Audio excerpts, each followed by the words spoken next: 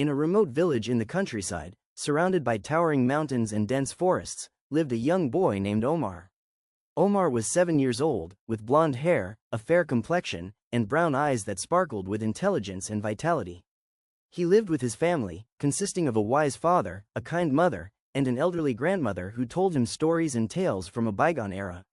Every morning, Omar would wake up with the sunrise, pack his school bag, and bid farewell to his family with a bright smile. His path to school went through the forest, where the sounds of birds harmonized with the rustling of leaves, and sunlight streamed through the branches, creating a magical natural painting.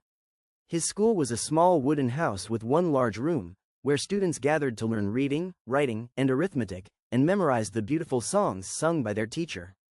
One day, as Omar was returning from school, he passed by a huge, ancient oak tree. Suddenly, he spotted a gray wolf standing some distance away, looking at him with gleaming eyes. The strange thing was that the wolf called out to him in a human voice, "Come, Omar, come and help me." Omar froze in his tracks, his heart pounding with surprise and fear. How could a wolf speak human language? Omar was scared and ran back home, his face pale from the shock. That night, he sat with his family around the dinner table, looking distracted. His father noticed this and asked him, "What's wrong, Omar? You seem worried." Omar hesitated at first, then decided not to tell them what he had seen, afraid they wouldn't believe him. He thought to himself, maybe I was imagining things. A wolf can't talk. The next day, as he walked to school, Omar couldn't stop thinking about the wolf. He looked around among the trees, searching with his eyes for any evidence to confirm what he had seen. But he found nothing. At school, the teacher was explaining the lesson, but Omar's mind was preoccupied with that strange incident. After school, Omar decided to take the same path and stand by the same tree. He waited there for a few minutes, looking in every direction, but to no avail. As he was about to leave, he heard the voice again, "Omar, Omar." He turned quickly and saw the wolf standing a few meters away. This time, Omar decided to be brave. He asked the wolf, "What do you want from me? And how can you talk?" The wolf approached with quiet steps and said, "Don't be afraid, Omar. I need your help. My master, who raised me since I was young, is sick and needs help, and I can't help him alone. Will you come with me to him?" Omar hesitated for a moment, then said, "Where does your master live?" The wolf pointed with its nose towards the distant hill and said, "In the house beyond that hill." Omar knew the place. It was an old house he used to see from afar during his trips with his father.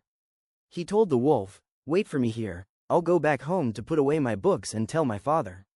Omar returned home quickly and put away his books and notebooks. Then he went to his father and said, "Dad, something strange happened to me." He told him the story in detail. At first, his father didn't believe what he heard, thinking that his son's vivid imagination had created this tale. But when he saw Omar's persistence and sincerity, he decided to accompany him to check it out himself. When they arrived at the spot, they didn't find the wolf. Footprints were visible on the ground, which raised the father's suspicions. Omar said, he must have gotten scared when he saw someone else. He pointed to the house behind the hill and said, "His master lives there." The father decided to go with him to that house. When they arrived, they found a simple wooden house with its door open, and the sound of crackling fire could be heard from inside. The father called out, "Is anyone here?" A weak voice came from inside, "Please come in."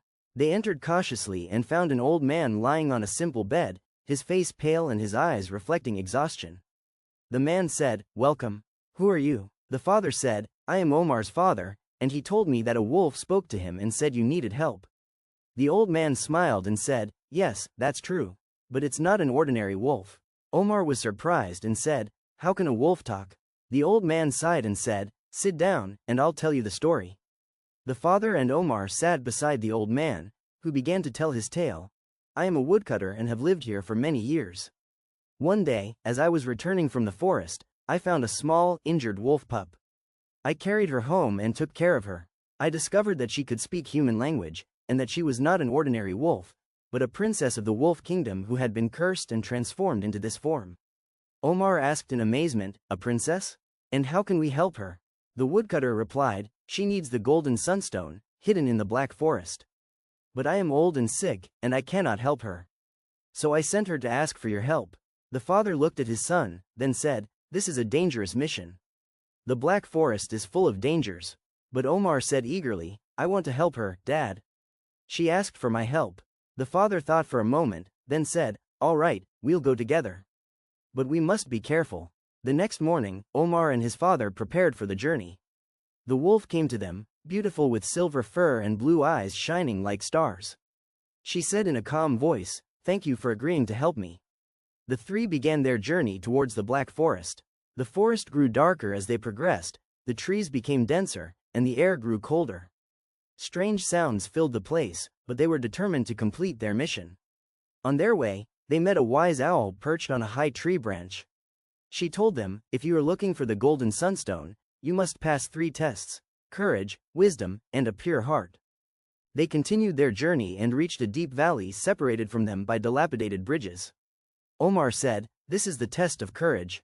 He volunteered to cross first, followed by his father and the wolf. Despite the shaking bridges and the sound of decaying wood, they crossed safely, affirming their courage and determination. After that, they reached a maze of tangled trees, where the paths looked similar. The wolf said, "This is the test of wisdom." Omar remembered his grandmother's advice to follow his heart. He closed his eyes and listened to the sounds of nature, hearing a faint whisper guiding him in the right direction. Thanks to his wisdom and guidance, they managed to get out of the maze. Finally, they reached a clear lake, and in its center was a rock with the golden stone. A voice from the sky said, "This is the test of the pure heart. Only one with a pure heart can obtain the stone." Omar approached the lake, but the water was deep and cold. Suddenly, a golden fish appeared and said, "If you want to reach the stone, answer this question. What is the thing that the more you give it, the more it grows within you?" Omar thought for a moment, then said with a smile, "Love." The fish smiled and said, "Your answer is correct." A bridge of light appeared over the water, and Omar walked towards the stone and carefully took it. When he held the stone, a powerful light shone, and the black forest began to transform. The dark trees became green, the birds began to sing, and the sun shone anew. The wolf felt a change in her body, but she decided to wait until they returned to the woodcutter. On their way, the wolf princess said, "You have proven your courage, wisdom, and purity of heart. I am grateful to you." When they arrived at the house, they found the woodcutter waiting for them with a smile. The wolf princess stood in the middle of the room and held the stone. Golden lights began to surround her, and before their eyes, she transformed into a beautiful young woman with silver hair and blue eyes shining like stars. The princess said, "Thanks to you, the curse that befell me and my kingdom has been broken."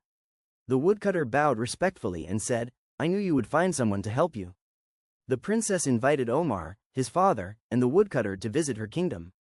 They passed through a magical gate that appeared before them and entered a fantastical world filled with wolves living in peace and harmony. The kingdoms were built of crystal, the trees bore sparkling fruits, and the rivers flowed with silver water. A grand celebration was held to mark the princess's return.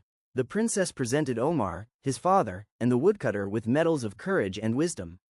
The princess said, "These medals are an expression of our deep gratitude for what you have done for us." Omar and his father spent several days in the kingdom, where they learned a lot about the values of courage, cooperation, and love. Omar made new friends among the young wolves, and they exchanged stories and tales. Before their return, the princess said, "The doors of our kingdom will always be open to you. And remember, Omar, that courage and wisdom can change the world." Upon their return to the village, they found that news of their adventure had spread. Omar became a hero among his villagers, telling them his story and encouraging children to be brave and help others. The father and the woodcutter decided to cooperate to help the villagers, and they began organizing educational trips for children to the forest, teaching them about nature and its importance. One night, as Omar was sitting with his grandmother under the star-studded sky, he asked her, "Grandma, do you believe in miracles?" The grandmother smiled and said, "My dear, the world is full of miracles, but only those who open their hearts and minds can see them. What happened to you is proof of that." Omar smiled, knowing he had learned a valuable lesson that would stay with him throughout his life. He told his grandmother, "I will always work to help others and be brave and wise."